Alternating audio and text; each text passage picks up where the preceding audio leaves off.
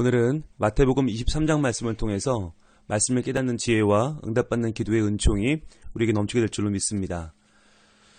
우리는 어제 마태복음 22장 말씀을 통해서 혼인잔치 비유를 함께 봤죠.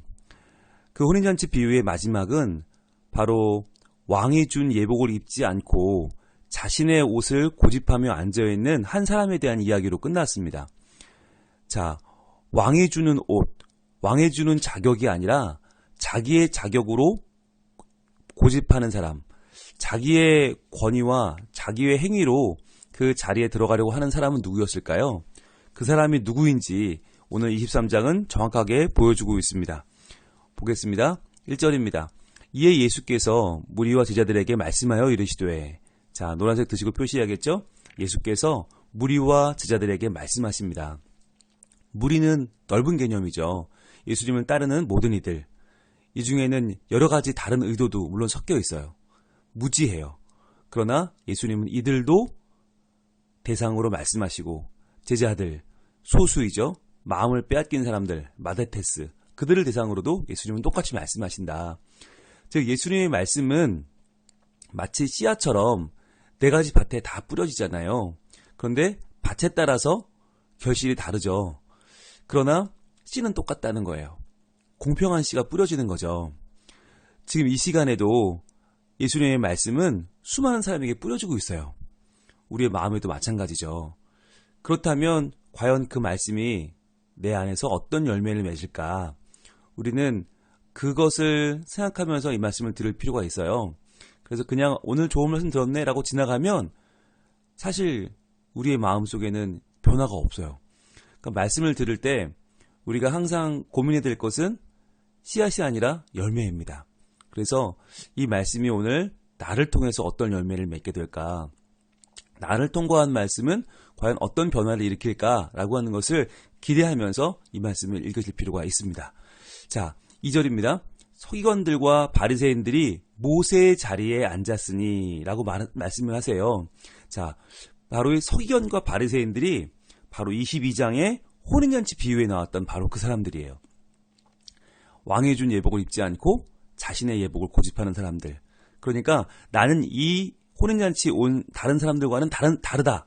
나는 저들과는 다르다라고 자신의 의의를 드러내는 사람들이 바로 이들입니다.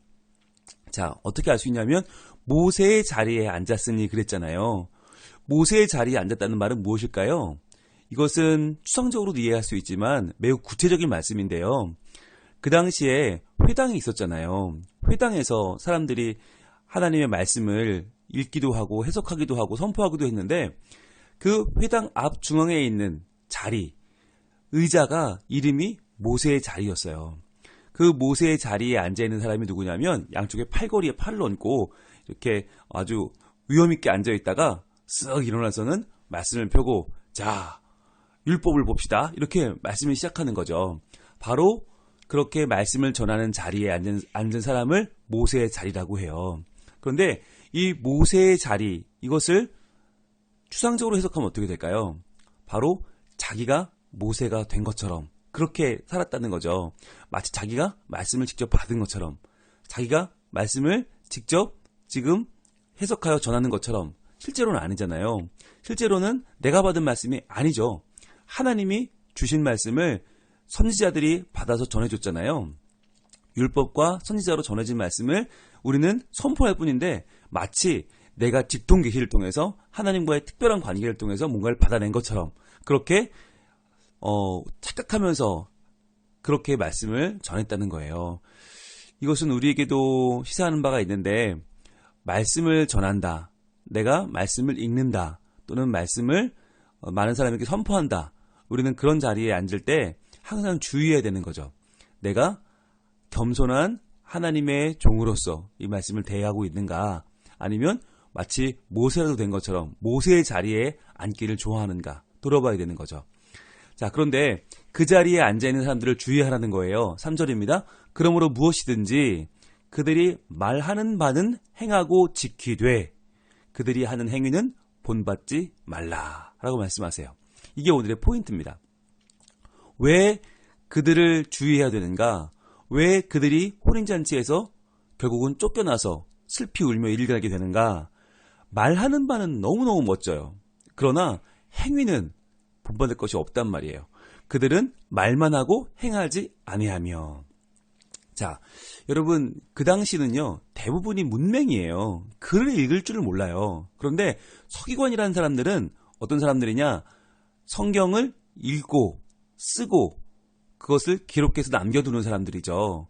그러니까 서기관들은 그 당시에 굉장히 존경받던 사람들이라는 걸 알 수 있어요. 게다가 바리새인들, 서기관들은 대부분 바리새인들이었는데 바리새인들은 이스라엘이 망하고 바벨론의 포로로 잡혀갔을 때 그때 심각한 고민에 빠진 지식인층이었어요. 왜 우리가 이스라엘이 망했을까? 그것을 고민하다가 우리가 말씀을 지키지 않았구나. 특별히 모세오경의 율법을 범했구나. 우리가 율법을 지키지 못해서 하나님이 우리를 버리셨구나 라고 하는 걸 깨닫고, 그렇다면 이제 또 나라가 망하지 않으려면 어떻게 될까? 율법을 지켜야겠구나 라고 생각해서 율법의 삶을 걸었던, 율법의 목숨을 걸었던 사람들이 바리새인층이거든요. 그러니까 서기관과 바리새인들이라고 하면 그 당시에 사람들에겐 존경을 받을 수밖에 없는 거죠. 유일하게 글을 읽고 쓸 수 있는 사람들, 그리고 율법에 목숨을 건 사람들. 그러니까 누가 봐도 그들은 굉장히 보이는 거예요. 그런데 예수님이 보시니까 말하는 건 맞아요. 그런데 말은 맞는데 행위는 본받을 것이 하나도 없다. 왜 그럴까요? 행위가 그러면 옳지 않았을까요? 아니에요. 옳았어요. 바리새인들은 굉장히 율법적으로 살았기 때문에 그 당시에 웬만한 사람들이 따라갈 수 없는 율법의 높은 경지를 보여줬어요. 그렇다면 왜 그들을 행위를 본받지 말라는 걸까? 그 행위에 뭐가 없었기 때문에, 진정성이 없었기 때문이죠. 진정성 없이 남에게 보여주기 위해서 하는 쇼죠. 일종의 위선이죠. 예수님은 그것을 구별해내신 거예요. 겉으로 보기에는 멋져 보이고 굉장해 보이고 경건해 보이지만 그들에게는 진정성이 없다. 그들의 동기를 보시고 예수님은 말씀하시는 거예요. 그래서 예수님은 항상 우리의 자격이 아니라 자세에 관심을 가지신다라고 몇 번 말씀을 드렸죠. 예수님은 우리가 하는 행위의 내용, 얼마나 거룩한가, 얼마나 좀 있어 보이는가가 아니라 얼마나 정직한가를 보십니다. 그래서 과연 그들의 행위와 그들의 말이 정말 그들의 마음 가운데에서 순수한 동기로 나온 것인가, 정말 하나님을 사랑하고 하나님을 섬기기 원하는 것인가, 아니면 사람들에게 인정받기 위한 것인가. 자, 그들의 행위가 어땠는지 4절에 잘 보여주고 있는데요. 또 무거운 짐을 묶어 사람의 어깨에 지우되 자기는 이것을 한 손가락으로도 움직이려 하지 아니하며 그랬어요. 이 무거운 짐이 무엇이죠? 바로 율법입니다. 하나님의 율법을 무거운 짐으로 만들어버렸다는 거예요. 여러분, 율법이 뭐죠? 죄를 깨닫게 하는 것이죠. 죄를 왜 깨달아야 하죠? 내가 죄인인 줄 알아야 내가 겸손한 마음으로 예수 그리스도 앞에 나갈 수 있기 때문이죠. 그래서 예수님의 은혜로만 그 죄가 해결되고 내가 예수님의 사랑으로 구원받는 것을 받게 되는, 그걸 깨닫게 되는 통로가 바로 율법이에요. 그런데 이들은 율법을 무거운 짐으로 만들어버렸어요. 그래서 사람의 어깨에 쥐어버렸는데 자기는 이것을 한 손가락으로도 움직이려 하지 않는다. 즉 율법을 통해서 예수님을 만나야 되는데 아예 꼼짝 못하도록 율법으로 사람을 짓눌러 버렸다는 거죠. 너는 안 돼. 너는 그렇게 살면 끝이야. 너 같은 건 구원받을 수 없어. 라고 사람을 율법으로 묶어버렸다는 거예요. 여러분, 이것이 과연 율법을 아는 자들이 행할 일인가 돌아봐야 되는 거죠. 여러분, 그러면 예수님은 어떻게 하셨죠? 예수님은 마태복음 11장 28절로 가볼까요? 유명한 말씀이죠. 마태복음 11장 28절. 자, 예수님은 어떤 분이신가? 이런 분이십니다. 같이 읽어봅니다. 수고하고 무거운 짐진 자들아, 다 내게로 오라. 내가 너희를 쉬게 하리라. 무거운 짐. 그 당시에 율법이라는 거 하는 무거운 짐. 정말 도저히 지킬 수 없는, 하루 벌어 하루 사는 서민들이 도저히 지킬 수 없는 율법. 이 정결례법이 얼마나 많습니까? 제사법은 또 얼마나 많습니까? 도덕법은 얼마나 많습니까? 이걸 다 지킬 수가 없단 말이죠. 그러니까 율법이라는 건 우리에게 다 지켜라 라고 주신 것이 아니라 율법은 죄를 깨닫기 위한 것이잖아요. 아, 나는 절대로 율법을 지키고 살 수 없구나. 아, 나는 절대로 율법으로는 구원받을 수 없구나. 그것을 깨닫게 하는 그 무거운 짐. 그런데 예수님은 그 무거운 짐진 자들에게 다 내게로 오라고 하셨어요. 내가 너희를 쉬게 하리라. 즉 너희는 그 짐을 지고는 살 수가 없다. 너희는 율법으로는 구원받을 수 없다. 오직 나에게로 오는 통로다. 내가 너희를 쉬게 하겠다. 그러면서 말씀하시죠. 29절 나는 마음이 온유하고 겸손하니 나의 멍에를 메고 내게 배우라. 그리하면 너희 마음이 쉼을 얻으리니. 여기서 말하는 나의 멍에는 무엇입니까? 이게 십자가죠. 예수님의 십자가. 온유하고 겸손하신 예수님이 왕의 왕이신 하나님의 아들이신 그분이 십자가를 지고 우리에게 마음의 쉼을 주셨다는 거예요. 그 십자가를 우리가 함께 들 때, 예수님께 배울 때, 예수님의 온유하고 겸손한 마음, 우리를 향하신 예수님의 진실한 마음을 우리가 함께 나눌 때 우리의 마음은 쉼을 얻을 수 있다는 거잖아요. 그러면서 30절 이는 내 멍에는 쉽고 내 짐은 가벼움이라. 율법을 지지 말고 내 멍에를 져라. 십자가는 가볍다는 거예요. 십자가, 우리를 위하여 죽으신 예수 그리스도의 그 십자가 사랑은 너무나 쉽고 너무나 가벼운 것이다. 여러분, 그러면 예수님을 믿으면 십자가를 지면 우리는 율법 없이 아무렇게나 살아도 된다는 겁니까? 아니죠. 우리의 삶은 더 진실해지고 더 간절해지고 더 하나님 보시기에 아름다운 삶을 살 수밖에 없어요. 근데 그것은 율법의 의무로서가 아니라, 무거운 짐을 져서가 아니라 십자가에서 내가 온전히 예수 그리스도의 헌신과 사랑으로 구원을 받았기 때문에 그때부터는 감사해서, 너무 기뻐서, 그때부터는 예수 그리스도의 사랑을 감당할 수 없어서 그때부터 나의 삶은 예수의 삶을 살게 되는 거죠. 그러니까 억지로 이걸 해야 돼, 내가 사람들에게 잘 보여야 돼가 아니라 내가 받은 사랑 때문에 예수 그리스도의 삶을 살게 되는 것, 그것이 바로 내 멍에는 쉽고 내 짐은 가볍다라고 하시는 예수님의 말씀이죠. 자, 돌아와 봅니다. 자, 그러면 오늘의 말씀으로 돌아와서 이들은 어떻게 했을까? 이들은 예수 그리스도를 자신의 왕으로 모시지 않았죠. 이들은 예수님의 멍에를 지지 않았단 말이에요. 이들은 계속해서 율법을 무거운 짐으로 만들어 놓고 사람들에게는 지우고 자기 손으로는 한 손가락도 움직이려 하지 않았다. 즉 자기는 쏙 빠지고 남들에게만 의무감을 자꾸 전해준 거죠. 여러분, 이것이 뭘 보여주는 것인가? 이것이 그들의 리더십이었다는 거예요. 그들은 남에게는 짐을 지우고 자기는 꼼짝도 하지 않아요. 이것이 굳이 리더십으로 비교하자면 돌격 앞으로! 라고 하는, 자, 나는 여기 뒤에 있을 테니까 너희는 앞으로 뛰어가! 빨리 너희가 나가 싸워! 라고 하는 사람들을 내보내는 리더십이죠. 자, 그런데 예수님은 어떻게 했을까요? 예수님은 돌격 앞으로가 아니라 나를 따르라! 라고 말씀하시면서 적진으로 먼저 뛰어드시는 분이란 말이죠.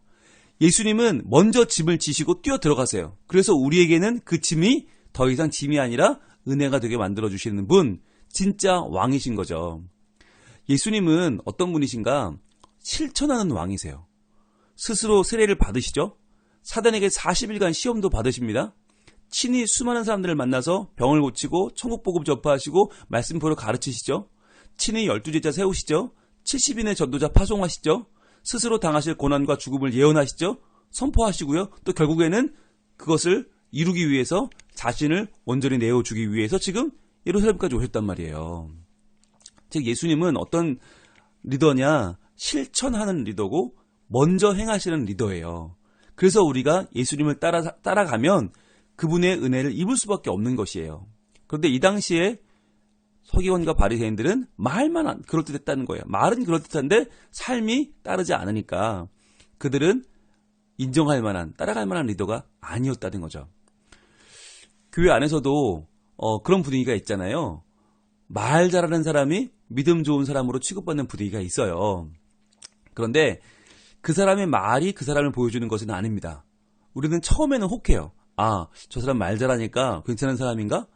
그런데 어느덧 우리는 알게 되죠. 그 사람의 살아온 발자취가 그 사람을 말해준다는 것을 말이에요. 그래서 우리는 보통 이력서를 쓴다고 그러잖아요. 이력서. 이 이력서를 한자로 보면 밟을 이, 지날 역, 글서예요.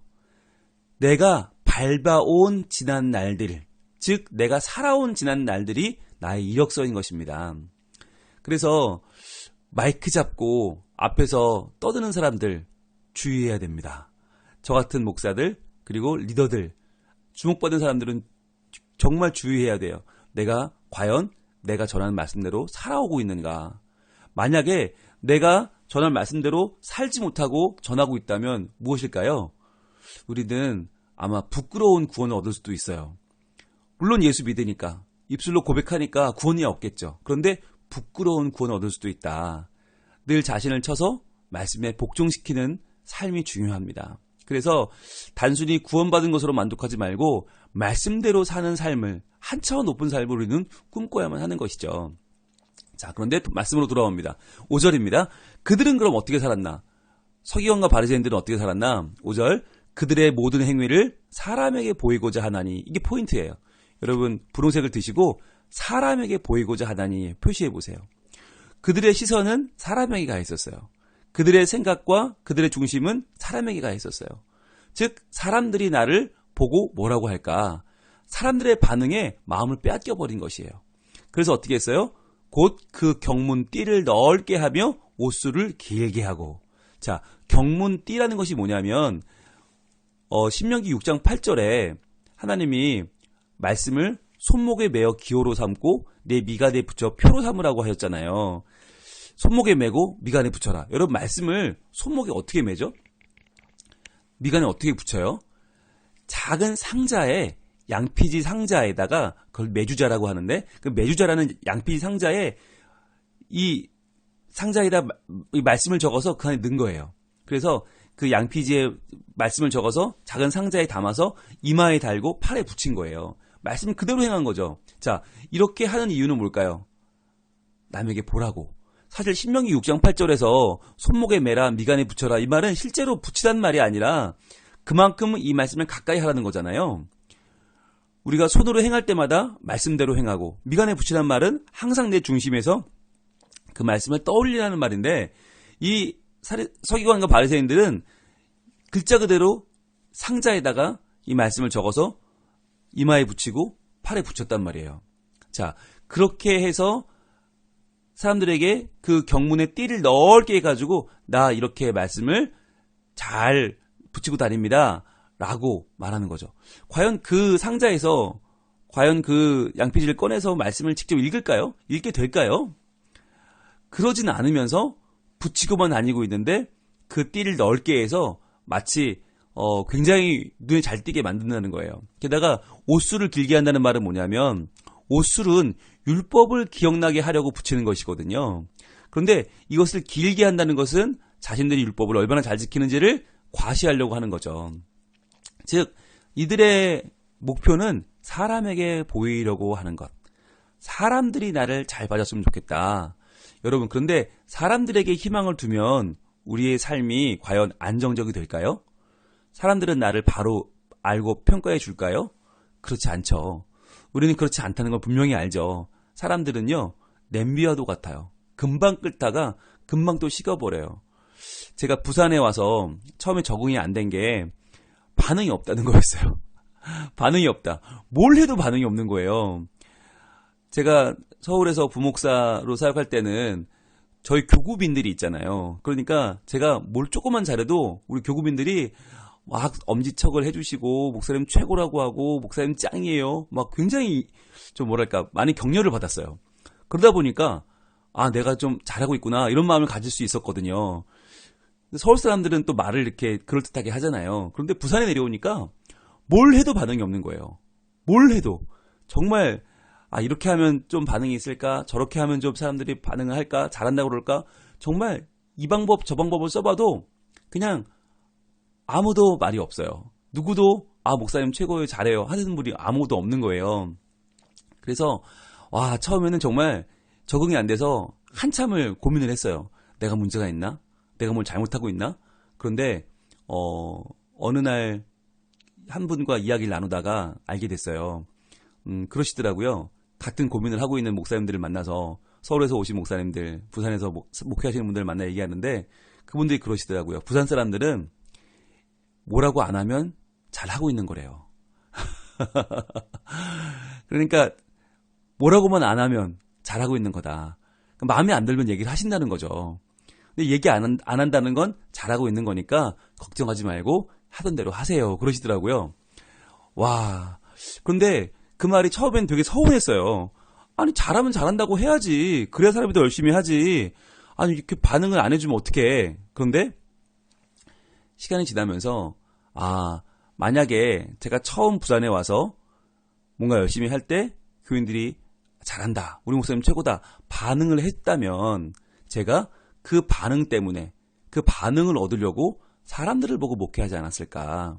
그러다 보면 사람들이 박수치는 쪽으로 가게 되고 사람들이 좋다는 쪽으로 가게 되고, 근데 그건 목회 중심이 아니잖아요. 목회는 사람을 기분 좋게 하고 사람에게 아부하라는 게 아니잖아요. 하나님께서 과연 우리 성민교회에 원하시는 것이 무엇인가? 하나님이 우리 교회를 어떻게 이끌길 원하시는가? 여기에 초점을 맞춰야지, 제가 사람들에게 박수 받으려고 했다면 아마 지금 이 목회를 할 수 없었을 것입니다. 그래서 여러분, 사람에게 초점을 맞추면요, 사람의 마음을 얻고 싶고요, 사람들이 좋아하는 걸 찾고 싶어 해요. 여러분, 이것은 하나님의 사람으로서는 결코 어울리지 않습니다. 우리는 마케팅하는 사람이 아니고 우리는 고객의 마음을 얻고자 하는 기업이 아니잖아요. 우리는 어떻게든 이윤을 남기려고 하는 사람들이 아니잖아요. 우리는 하나님의 말씀의 진정성, 우리는 하나님의 말씀을 어떻게 하면 바르게 전할 수 있을까? 어떻게 하면 그 말씀대로 살 수 있을까? 어떻게 하면 하나님을 기쁘시게 할 수 있을까? 우리의 초점은 거기에 있는 거잖아요. 그래서 우리는 사람에게 보이려고 하는 것보다는 하나님을 더 마음에 담고 그분을 기쁘시게 하는 삶을 살아야 하는 거죠. 자, 그런데 그들은 어떻게 살았나? 과연 서기관과 바리새인들, 우리의 반면교사는 어떻게 살았을까요? 6절입니다. 잔치의 윗자리와 회당의 높은 자리와 7절, 시장에서 문안받는 것과 사람에게 랍비라 칭함받는 것을 좋아하느니라 그랬습니다. 여기서 잔치 동그라미 해보시고요, 회당 동그라미 하시고요, 7절에 시장 동그라미 해보세요. 자, 특징이 뭔가요? 잔치, 회당, 시장, 다 사람들이 많이 모이는 곳이에요. 사람들이 많이 모이는 곳, 잔치 자리, 회당에 사람들이 막 많은 자리, 시장, 와글와글 사람들이 많잖아요. 그렇게 잔치의 윗자리 좋아하고 회당의 높은 자리 좋아하고 시장에서 문안받는 것을 좋아하는, 사람에게 랍비라 칭함 받는 것을 좋아하는 그런 사람들은 위선자가 된다는 거예요. 사람들에게 잘 보이려고, 나는 안 그런데, 나는 부족한데, 나는 아무것도 없는 빈 깡통인데 마치 대단한 것처럼 그렇게 살 수밖에 없게 된다. 안데르센 동화에 나오는 벌거벗은 임금님처럼 그렇게 말이죠. 실제로는 아무것도 입고 있지 않은데 굉장한 옷을 입고 있는 것처럼 착각하고 오해하고 그렇게 믿고 싶은 거죠. 여러분, 남보다 더 경건하게 보이려고 하는 것은 우리에게 결코 유익이 되지 않습니다. 경건하게 보이는 것보다 더 중요한 게 뭘까요? 정직한 것입니다. 예수님은 정직한 분이세요. 앞과 뒤가 따로 없었어요. 말씀과 행위가 둘이 아니었어요. 그분은 하신 말씀대로 이루셨고 하신 말씀대로 사셨고 그렇게 자기를 내어주셨어요. 사람을 위해서 목숨을 버리는 것보다 더 나은 사랑이 없다라고 말씀하셨죠? 그대로 하셨잖아요. 자기를 주셨잖아요. 과연 우리는 내가 할 수 있는 것을 말하는가? 내가 살아갈 수 있는 대로 전하고 있는가? 돌아봐야 되겠죠. 그것은 부모가 자녀에게 하는 말도 마찬가지고 어른이 아이에게 하는 말도 마찬가지고 직장에서 동료들에게 하는 말도 마찬가지고 우리가 이웃에게 하는 말도 마찬가지입니다. 요즘 코로나19 사태 이후로 이단 신천지가 정말 매일 뉴스에 나옵니다. 여러분, 이단 신천지가 왜 문제일까요? 물론 이만희를 믿고 이만희 씨를 통해서 예수님을 만날 수 있다. 그것도 물론 잘못됐지만 정말 이단 신천지가 우리에게 주는 시사하는 바는 뭐냐면 그들은 사람에게 잘 보여서 구원을 받는다는 교리를 가지고 있어요. 이게 시험을 통과해야 된다. 처음에는 14만 4천 명만 모이면 된다고 그랬어요. 근데 14만 4천 명이 넘어버렸어요. 생각보다 너무 인기가 좋아져서. 그랬더니 이제는 14만 4천 명을 넘어선 사람들이 그 안에 들어가려면 이미 뭐 2배 가까이 됐으니까 헌금을 많이 해야 되고 전도를 많이 하는 사람만이 다시금 14만 4천 명의 제사장 그룹에 들 수 있다. 그래서 그들만 구원을 얻는다면서 계속 강요하고 있는 거죠. 그러면서 그 안에 들지 못하는 사람들을 정죄하죠. 헌금 안 하는 사람들, 전도 안 하는 사람들을 계속 정죄하면서 그렇게 특정한 그룹을 모으고 있어요. 여러분, 이것은 성경에 절대로 반하는 행동입니다. 성경은 우리가 무엇을 더 했기 때문에 무슨 인원 안에 들어가서 나는 구원받고 남들은 구원 못 받고 나만 천국 가고 남들은 못 가고 이렇게 말씀하고 있는 그런 하나님은 안 계세요. 누구에게나 열려있고 누구에게나 하나님의 은혜는 부어집니다. 그래서 내 실력으로 내가 뭔가를 해서 내 공적으로 율법으로 구원받는다라고 하는 이 잘못된 구원관, 이것을 여러분 우리는 주의해야 됩니다. 자칫하면 우리도 신천지처럼 내가 뭔가를 해서 인원 안에 들어서 나만 구원받고 남들은 지옥 가고 이런 식으로 오해할 수 있는 것이에요. 오직 우리의 말과 행실은 십자가를 지신 예수 그리스도에게 내어드려야만 합니다. 그래서 십자가를 지신 주님의 그 은혜와 사랑이 나를 살리셨고 오직 죄로 가득한 나, 아직도 사람들의 말이 신경 쓰이는 나, 이 부족한 나를 구원하신 예수 그리스도를 우리가 기뻐하고 감사하면서 그분을 믿음으로 따라가는, 우리의 왕 중의 왕으로 오신 예수님을 온전히 따라가는 그분의 자녀로 살아가는 것, 그분의 백성으로 살아가는 것이 오늘날 이 시대를 살아가는 우리가 나아갈 길이라고 하는 것입니다. 그래서 이 말씀을 주실 때 예수님은 그동안 말씀해 오셨던 왕의 역설을 분명하게 드러내십니다. 또 한 번 반복해서 말씀하고 계시죠. 그게 12절입니다. 12절 함께 읽고 마치겠습니다. 시작. 누구든지 자기를 높이는 자는 낮아지고 누구든지 자기를 낮추는 자는 높아지리라. 아멘. 그렇습니다. 누구든지 동그라미 해보세요. 자기를 높이는 자는 낮아질 것이다. 자기를 낮추는 자는 높아질 것이다. 즉 하나님 나라는 먼저 된 자가 나중되고 나중된 자가 먼저 되는 역설이 일어난다. 이 세상에서의 눈에 보이는 계급이나 수준이 아니라 하나님께서 그 마음을 보시고 그 진심을 보시고 하나님이 높여주신다는 것입니다.